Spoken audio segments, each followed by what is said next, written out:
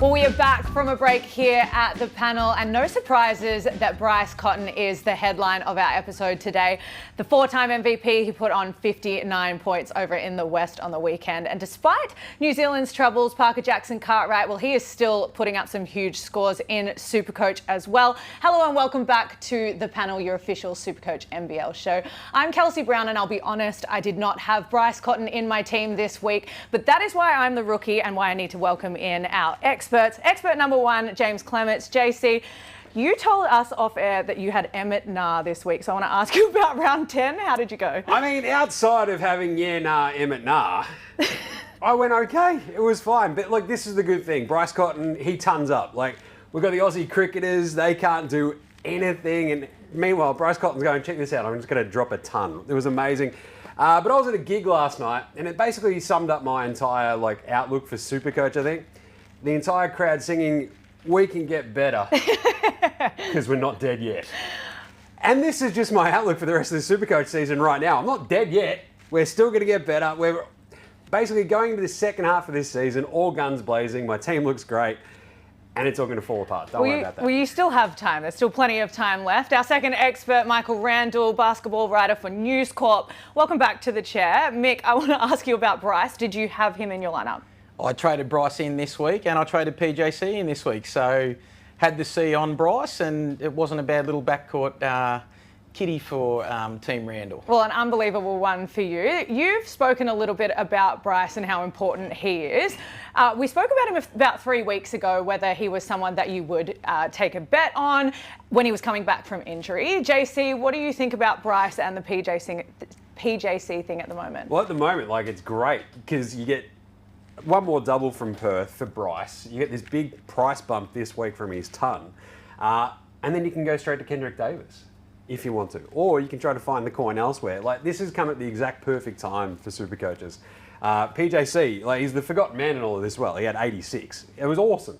So the Bryce Cotton thing, I got on 2 weeks ago at basically at his nadir price. So I was kind of laughing with that. You bring him in the week later, Mick. Now you get this big bump from the ton. He goes into this double this week. It should set up the rest of your season pretty nicely, and you can sort of ride your guards as much as you need to. Whether you move to Kendrick Davis, who has this incredible price lines coming this week as well, it just sets you up really nicely. I think Kendrick's his break even's about 9 for the one game, right? Yeah. So, he's going to make money, but he still won't be worth as much as what Bryce will be. So you can make that decision next week. But I think for super coaches that only have one of them, either PJC or Bryce, there's a decision to make this week of, do you sell the farm to try and have them both, or, what do you do, ride it out and hope Bryce has a stinker or PJC has a stinker and someone can come in and be a good point of difference? Well, I think that's what I'm going to try and do, is get both of them into my lineup this week. Let's get to the hot or not list. Bryce Cotton obviously sits at the top with that ton. Cam Oliver's there on 91 as well, an incredible one for him. We have flipped and flopped between Cam Oliver all the way throughout the panel series. JC, what are your thoughts on Cam Oliver sitting in the hot list? Well, I've flopped the entire time on Cam Oliver. I'm like, nah, I want no bar. I was all in early on, and then just watching that sort of unfold with the Kings, I'm like, I can't trust it. And then, of course, this is what happens to me. It's like, just check this out. I got 91 for the weekend. He looked awesome. The 44, the 47, he crushed it. And, of course, I traded him out weeks ago. It's like, yeah, of course, that's what happens. Meanwhile, I bring in Xavier Cooks for the 1 week. Just, glory hit, put the C on him. And he was fine. And I'm like, come on, man. All these Cam Oliver points, they're meant to be Cooks' points. You're breaking my heart here. And look, I don't know. The Cam Oliver train, I got off. Mick, you stayed on. I've ridden the Space Cam roller coaster, and it's been like this, and up and a down. It's been, there was a game he played 10 minutes and scored 5 points. And I was like, well, he's lost that much money. I can't trade him out now. So let's just ride it out. And yeah, he's rewarded me this week, and rewarded the super coaches that kept him. And mate, keep riding the Space Cam train. Go good. I love that. Someone I want to talk about that is not on the hot list but had an incredible game was Owen Foxwell. I think he scored 47. He had 22 points, 6 rebounds, 7 assists. He has put someone on the not list on the bench, and that is Derek Walton Jr. Mick, what are your thoughts around Derek Walton Jr. at the moment? Is he someone that you go anywhere near, or do you ride an Owen Foxwell train, or is there other people like a Ben Henschel that you stick with? Yeah, it's very interesting at South East Melbourne with new coach Josh King.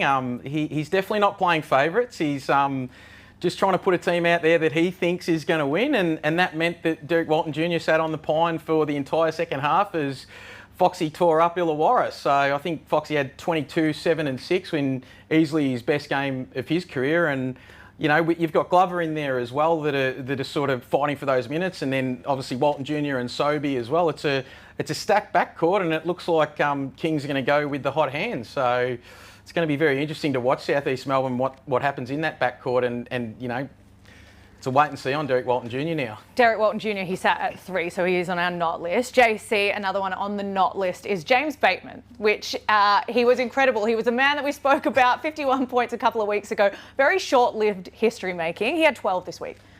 Exactly. This is it. You can't trust this is the shot of the arm scorers. You just can't trust them for Supercoach, because Bateman goes off for the Bull A, crushes it, off we go. The 51 points, 67 Supercoach points, backs up with like 12. And you're like, yeah, talk about like a roller coaster. Like, I stayed fully clear of the Bateman. I mean, they only had the one game last week anyway, right? Now we have the bullet train for the rest of the, you know, basically the Supercoach season with 8 straight doubles. I'm still probably not convinced of the consistency there with Bateman. If he does drop enough, though, he's like a really, really interesting bench coverage kind of guy, right? With those doubles, you never know what's going to happen. So it's really cool that he takes a big hit this week, and you can sort of watch his price over the next sort of couple of games, sort of like monitor this situation. Like, it's a really great spot for him to be in the not this week, and I probably won't jump on, but it's worth like that third guard sort of spot. He might be it. Another situation to monitor, Mick, you went to Twitter during the week and asked people what they wanted to hear. Josh Bannon was someone that people wanted you to talk about. Can you give us some insight into what you're thinking with Josh? Yeah, so Bannon hurt himself while he was playing in the FIBA qualifiers for the Boomers, and then obviously came back and they did the scans, and it's a minor injury. He was held out of the game in Perth, and they're hopeful that he'll play this weekend. So I don't think he's a trade in this week. I think it's wait and watch, but I'm pretty high on Josh as a player, and I think out of all the players in Brisbane, if he can get healthy, he's the one that gives you the most consistency in Supercoach. He's got role, ability, and Supercoach scoring, and he's been that close to a double-double 2 or 3 times this year. I think once healthy and consistent, he's just going to be a double-double machine. But watch this weekend, see if he plays, see what he scores. He might dip for you again, and then I think he's definitely one that Supercoaches need to look at with this big run of doubles for Brisbane. That's the key, I think. Is like you wait and see, because he comes back from that injury. We talked about this a couple of weeks ago. It's like he's got a great Supercoach scoring floor. He might not have quite the massive ceiling that he had like last year, but he's a really, really solid option. But you probably give him that one back to get acclimatised, get back into the gear. Like, it sucked that he went away and got hurt, because I was ready to jump on. Off we go. I had to trade him. And it just breaks your heart, but anyway. It is, and a segment that always breaks my heart is the shout out twos, because I never actually compare. This week, basket case for Scott, $5.99, a huge score. I think it's the biggest one it's the biggest one we have seen on this show. Doyle's from Mitch, $5.99 as well. They both had the same lineup. So they had Bryce as captain, PJC, Oliver, Cooks, and Doolittle as the starting 5. So 2 people on $5.99. Incredible effort to Mitch and Scott. So Gorgeous, spelt like Brian Gorgian, might I add, by Ryan, $5.75. He had 4 of the 5 bench players at 40 plus. Knows a bit for Anthony, $5.71. Ulbrich, Glover, and Henschel score pretty well on the bench this week. And Harley had $5.70. He played Froling as a forward and Oliver and a centre. Mick, any of those stand out to you? That's classy. I like that. I mean, Froling's just ultra consistent, isn't he? And we're talking about guys that might not have a huge ceiling, but he'll just give you that, 27 to 34 every single game. Yeah, it's one of those things when you watch Illawarra, and if you got him on your team, he just has like a half decent game, and then when you're not watching them, and you might have traded him out. Oh, that's right, exactly like I did earlier this year. And then he goes off and you're like, well, come on, what am I doing here? This sucks. Yeah. It's the Cam Oliver vibe again. No, absolutely. And if you want to keep up to date, obviously go to supercoach.com.au or visit the NBL app for everything that you need. As I say every week, it's a place that I live. Let's get to the most traded in or out. Jack White is an interesting one, most traded in. 22% of teams have put him in their team this week. Carlin Davison is another one. He is the 3rd highest traded in, 6.7% of coaches have put him in their team. JC, JC, what do you think about the Carlin Davison? I'm not entirely convinced of the entire breaker situation, basically outside of PJC. And I think, like, the thing is, I also have a lot of breakers already in my team, so I can't really bring him in. Like, I've already got Bairstow, Lopez, Menenga, and PJC. So I have this, like, obvious hesitancy to go, ooh, easy cash, because he had a great weekend, and he had, like, a very clear role, I think, Mick, which is, like, the biggest aspect of this. But there's so much, like, so many moving parts with the breakers as they figure out that rotation, as they deal with injuries. Taco comes in, Taco goes out. Max Darling comes in, Max Darling goes out. Lopez sits out the first game, Lopez comes back in, is really good the second game last weekend. And then you've got, you know, Carlin Davison looking awesome, BT dubs. Sick tats, rad hair, let's go. I want to get on board. He's a personality pick. Exactly. I'm all about that. I'm a vibes guy. Let's do it. But I think I just am not entirely convinced. Like, if you've got the 75k and you need that cheapie, I think that's okay because he's still going to get minutes, I think, Mick. So right before we started recording, I got a text to say that Max Darling is going to play. Okay, so he's back in the lineup. Lopez missed the first game because he'd been overseas and he had a 70,000 hour flight back, so they decided that they'd keep him off, right?